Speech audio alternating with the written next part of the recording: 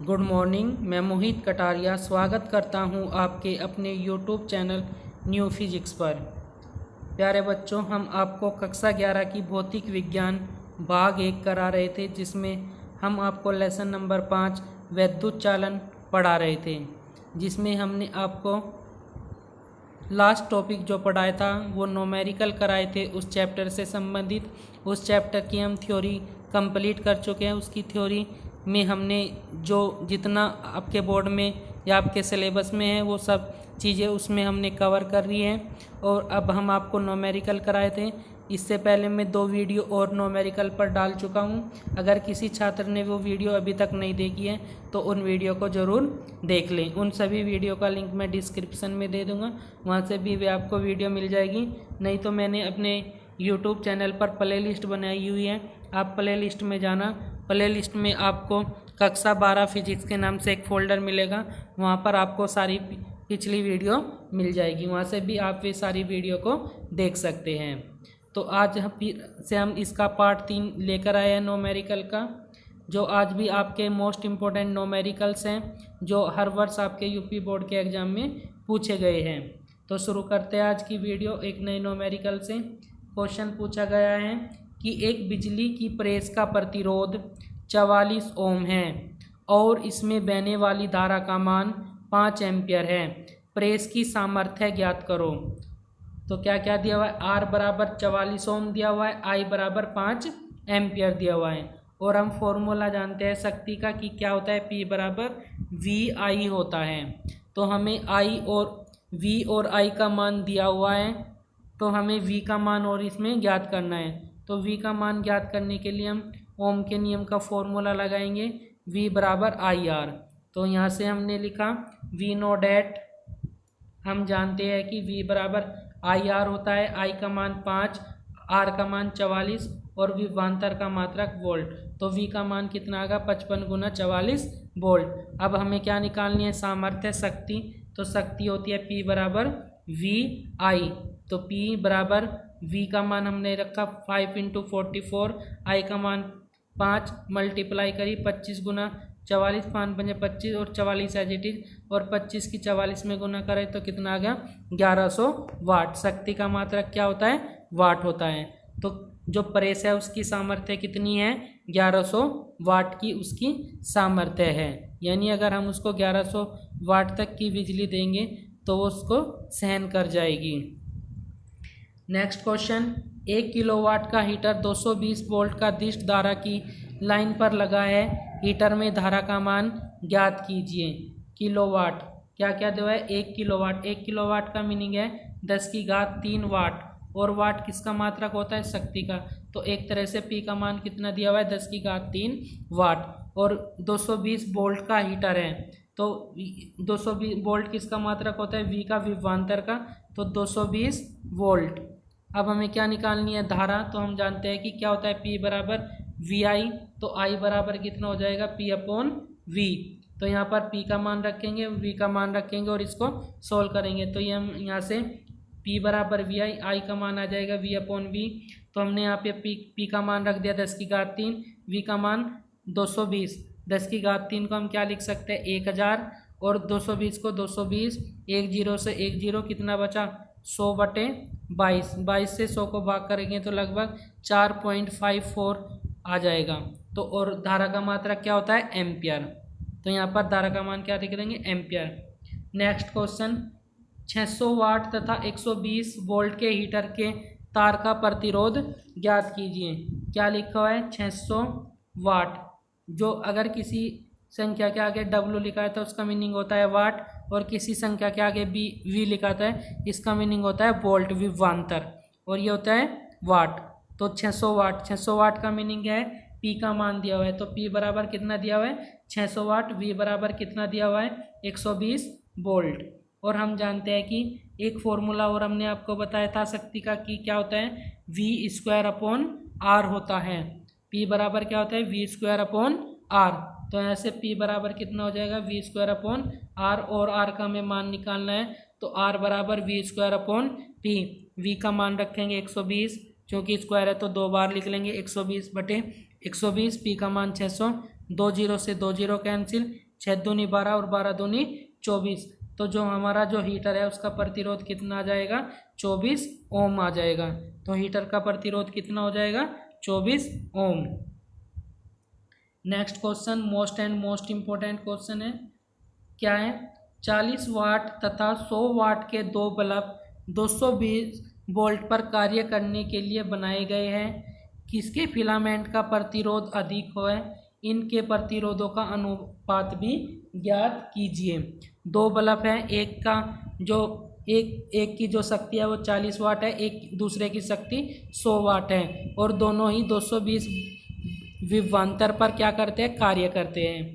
तो ये बताना है कि इन दोनों बल्ब में से किस बल्ब का प्रतिरोध अधिक है। तो हमने लिखा P1 बराबर 40 वाट, P2 बराबर 100 वाट और V बराबर कितना दिया हुआ है, 220 वोल्ट। तो P1 बराबर क्या हो जाएगा, V²/R1, क्योंकि हमने पहले वाले का प्रतिरोध कितना मान लिया, R1।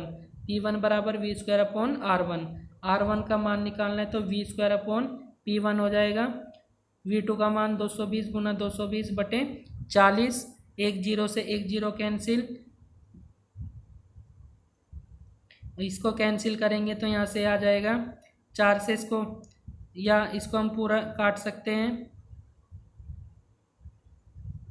2 से काट सकते हैं, या 4 से इसको काटेंगे तो 55 आ जाएगा। तो हमारे पास R1 का मान बचेगा 55 गुना 22 गुना करने के बाद आएगा 1210 ओम। इसी प्रकार P2 बराबर V²/R2, R2 का मान निकाल लेंगे V²/P2, 220 गुना 220/100, 1 0 से 1 0, 1 0 से 1 0, R2 का मान बचेगा 22 गुना 22, और 22 गुना 22 होता है 484। तो हम देख रहे हैं कि किसका प्रतिरोध ज़्यादा है, R1 का। R2 का कितना है, 484, और R1 का 1210।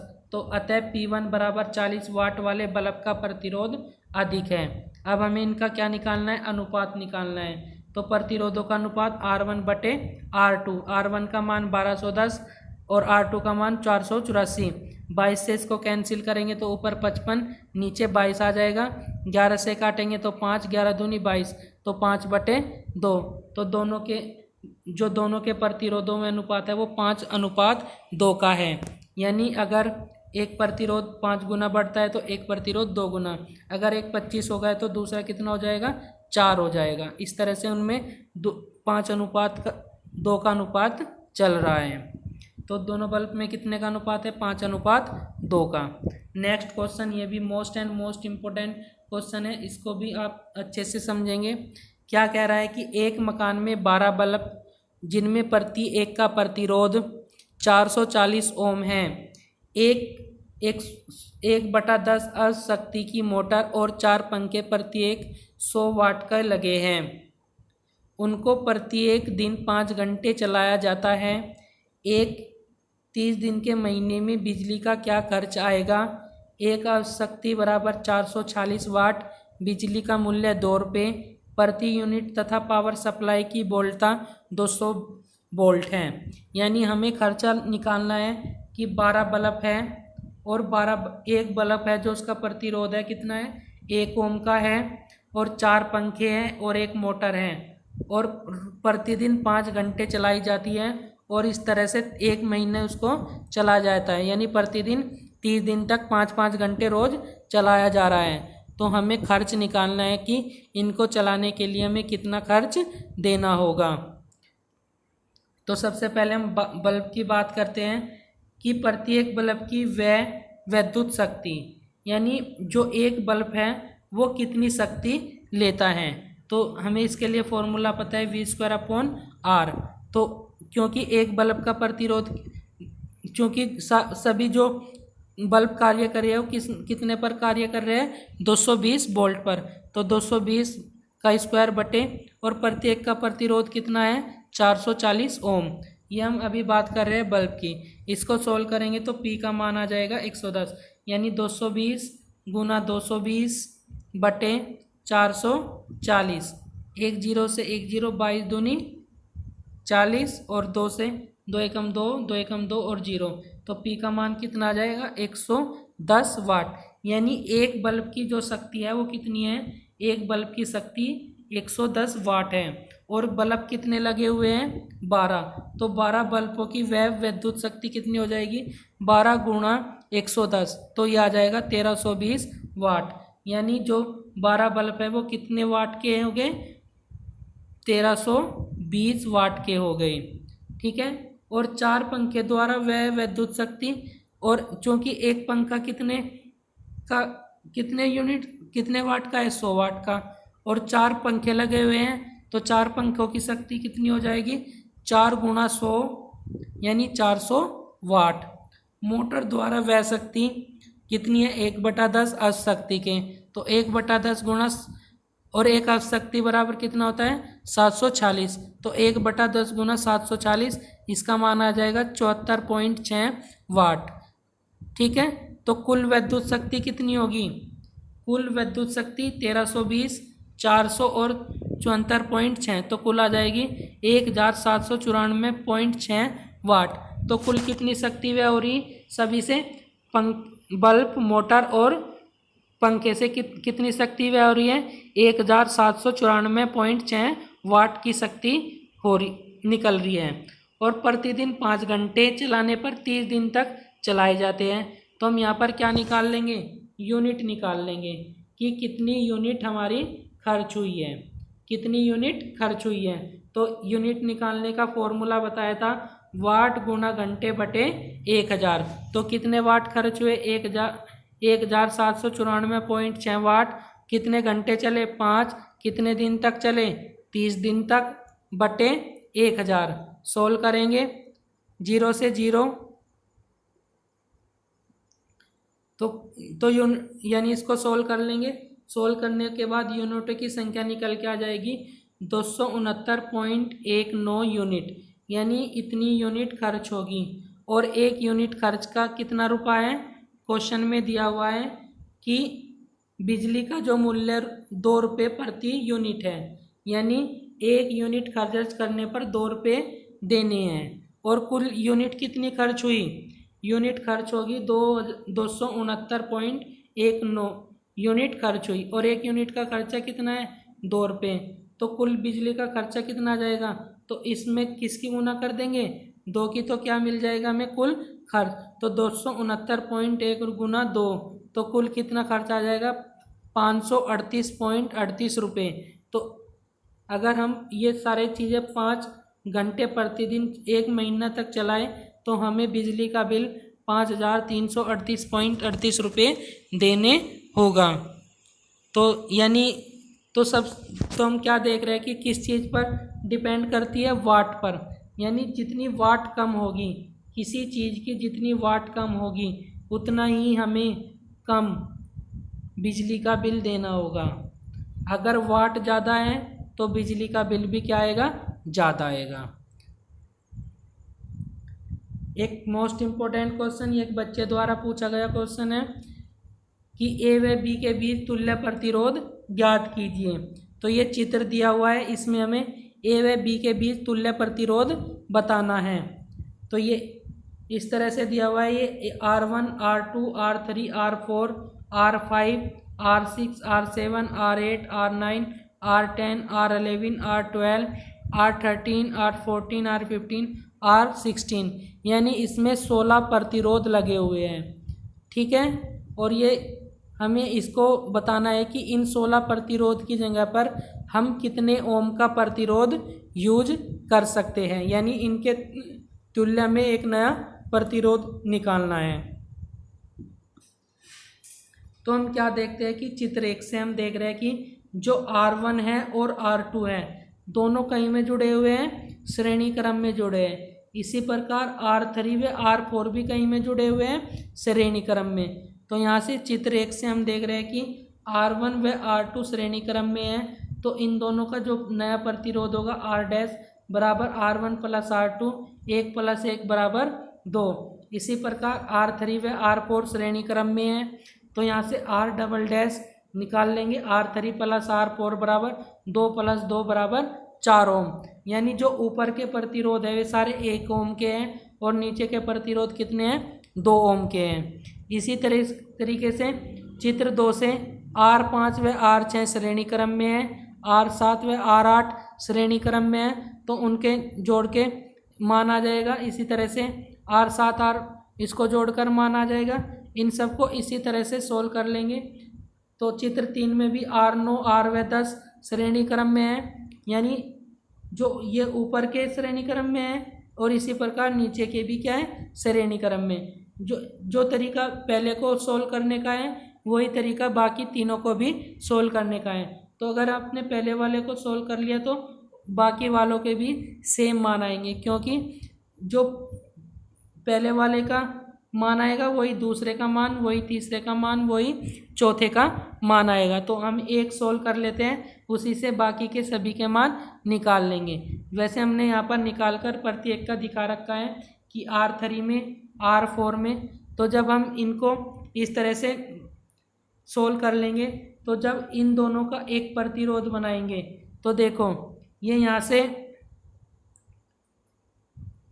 जो ये वाला तार है यहाँ से चलकर C पर जुड़ा हुआ है और ये वाला जुड़कर यहाँ पर C पर जुड़ा हुआ है। तो इन दोनों का एक प्रतिरोध बन गया कितने ओम का, 2 ओम का। इन दोनों का एक प्रतिरोध बन गया कितने ओम का, 4 ओम का। तो इन दोनों की जगह एक प्रतिरोध और इन दोनों की जगह एक प्रतिरोध। एक सिरा कहाँ पर जुड़ा हुआ है, A पर, और एक सिरा कहाँ पर जुड़ा हुआ है, C पर। इसी प्रकार निचले वाले का एक सिरा A पर और एक सिरा C पर जुड़ा हुआ है। तो हम इस वाले प्रतिरोध को कुछ इस तरह से लिख सकते हैं। यहाँ से चले और ये प्रतिरोध और C पर जोड़ दिया, फिर नीचे चले इस प्रतिरोध को फिर कहाँ पर जोड़ दिया, C पर। तो ये ऊपर 2 ओम का आ गया, नीचे 4 ओम का प्रतिरोध आ गया। ठीक, ये C पर जुड़ गए। तो जो मान पहले वाले का आया वही सेम किसका आएगा, बाकी आगे वालों का भी आएगा।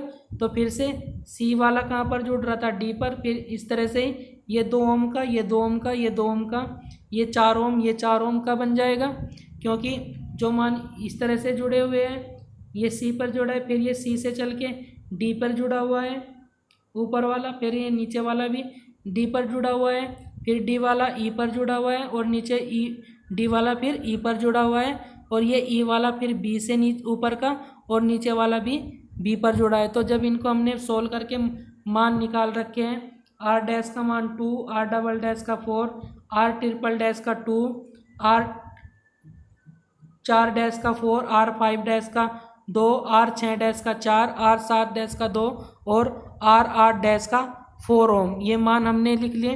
अब हम देख रहे हैं कि जो R1 डैश है और R2 डैश है ये भी कहीं में है, समांतर क्रम में, क्योंकि इसका एक सिरा एक तरफ और एक सिरा एक तरफ जुड़ा है। तो ये दोनों कहीं में हो गया, अब समांतर क्रम में। ठीक, ये दोनों भी समांतर क्रम में हो जाएंगे, ये दोनों भी समांतर क्रम में और ये दोनों भी समांतर क्रम में। तो हम देखा कि अब R1 व R डबल डैश समांतर क्रम में है, तो इसका हमने मान लिया कि R1 डैश, क्योंकि R डैश हम मान चुके हैं, R हम अभी नहीं मान सकते, तो हमने इसको क्या मान लिया, R1 डैश मान लिया।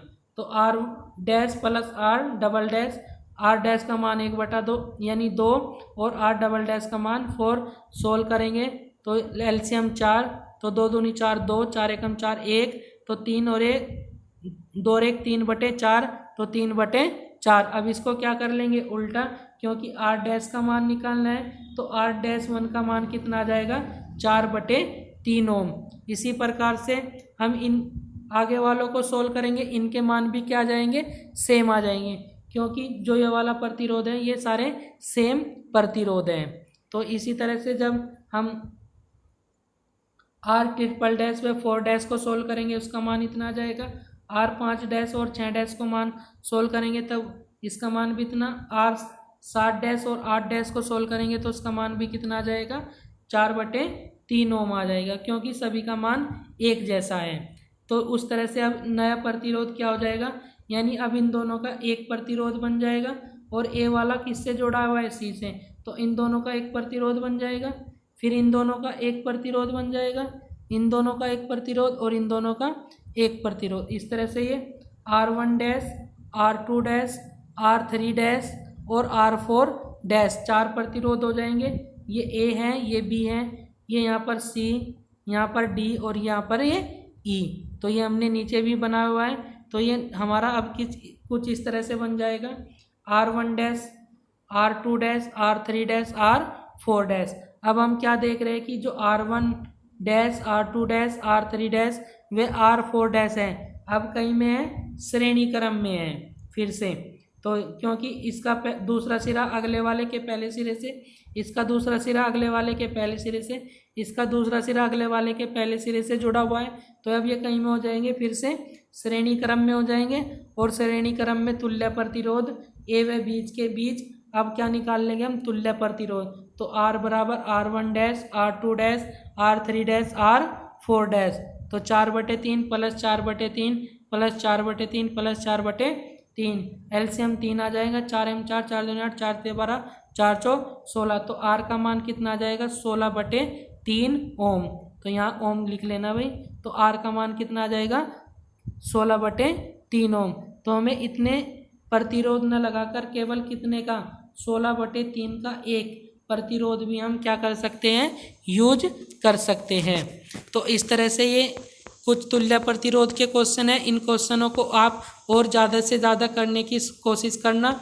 और जितने क्वेश्चन कराएंगे सारे आज मोस्ट इम्पोर्टेंट क्वेश्चन है। इन सभी क्वेश्चनों को भी आप ध्यानपूर्वक करके इनसे संबंधित अपनी बुक से क्वेश्चन करेंगे।